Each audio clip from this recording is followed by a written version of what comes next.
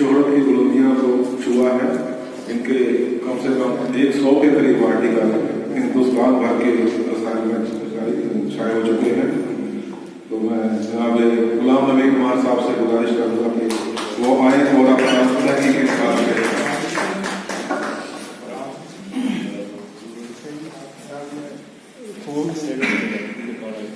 Stage पर तशरीफ फरमा सदूर हजरात, मुअज़्ज़ज़ मेहमानान, सामीन किराम और तलबा व तालिबात, मैं आप सबकी खिदमत में अपना सलाम पेश करता हूँ। मेरे मकाले का उन्वान है मशरक़ी पंजाब में उर्दू अफसाना, नई सदी के हालिया बरसों में। मशरक़ी पंजाब में उर्दू अफसाने की रिवायत बड़ी जानदार और तवाना रही है। इस बात और ज़रख़ैज़ अपनी सरज़मीन से उर्दू के कई मोतबर अफसाना निगारों ने जन्म लिया है, जो अपनी फिक्री सलाहियतों, तख्लीकी रविश और अमली काविशों से यहाँ की अदबी फ़िज़ा को मुअत्तर कर रहे हैं।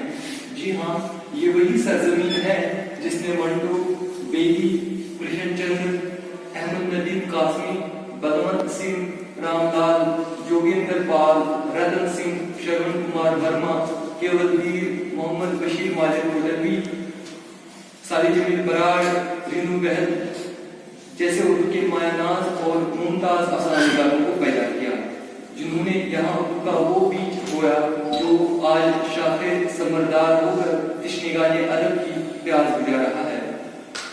मशरक़ी पंजाब की नई नस्ल को नई सदी में भी उर्दू के दो पंजाबी सपूत, जियाले और हदीस नज़ीर अफसाना निगारों की सरपरस्ती हासिल है, जिनमें केवलदीर और मोहम्मद बशीर माजिद मुदव्वी का नामी खुसूसियत से काबिल ज़िक्र हैं। केवलदीर वो अफसाना निगार हैं जिनकी पैदाइश 20वीं सदी की तीसरी दहाई में हुई। उन्होंने मंटू के इंतकाल के मैं माजरा चाहता हूँ गुलाम नबी साहब से, तो मैं मेरे घर में नहीं रहा। जनाब अनवर अंजम साहब से भी गुजारिश है कि वो भी मेहमान सबूत में बैठे। जनाब अनवर अंजम साहब।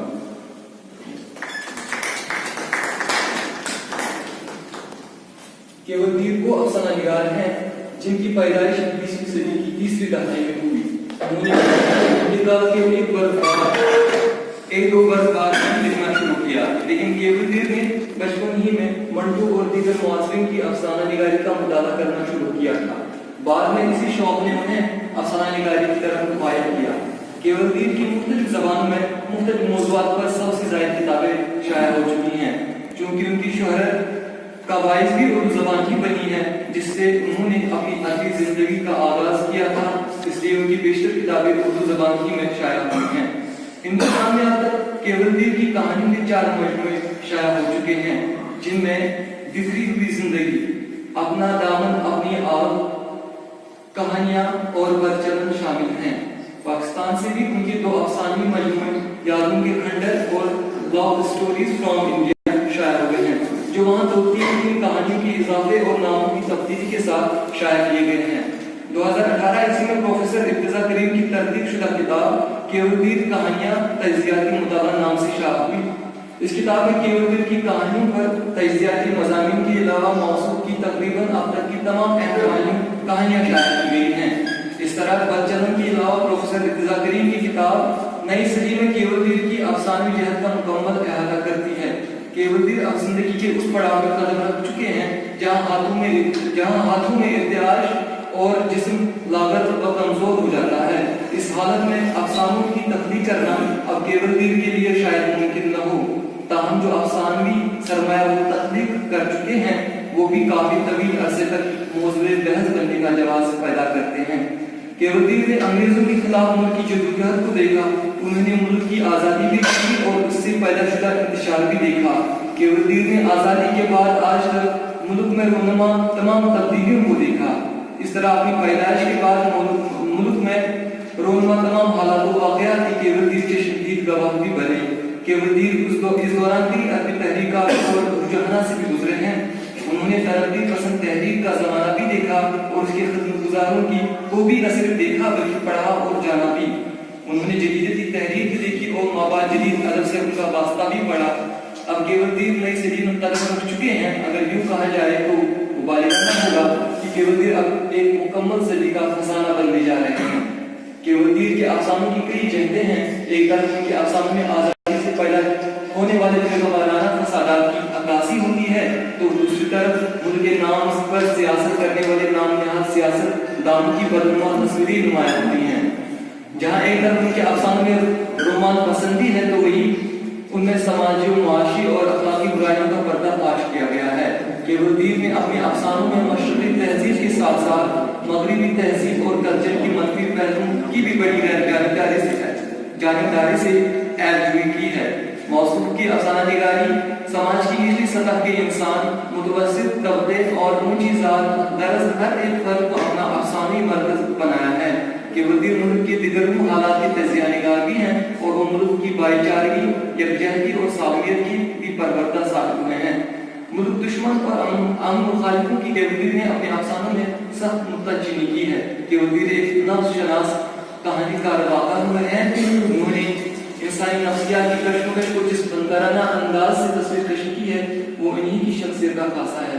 प्रोफेसर इर्तिजा करीम केवलदीर की अफसाना निगारी के बारे में लिखते हैं, कोट, केवलदीर के तजर्बात और मुशाहिदात बहुत वसी हैं और उनकी कहानियों में उन्हीं तजर्बात और मुशाहिदात की वुसअत नजर आती है।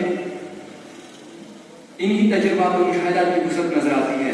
वो माशरे की खारजी और बातनी अहवाल से वाकिफ हैं और अखलाक की दाखिली और खारजी दहनी कैफियत से भी आगाह हैं।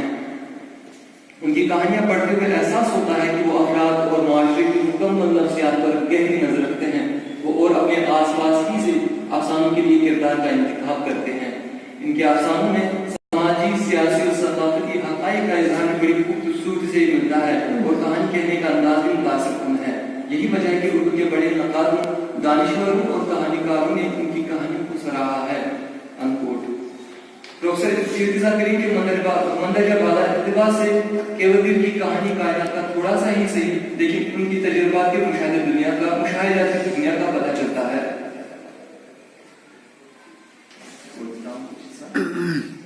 केवलदीर के दीगर अफसानों में बदचलन, शनाख्ती कार्ड, तो क्या हुआ, वो लड़का वो लड़की, इंतकाम, कंपटीशन, नुमाइश और इंसान मर गया, दहशत, लहू का रंग, अपना दामन अपनी आग, तुम वही हो, खलिश, जज्बों का खेल वगैरह भी काबिल मुताला है।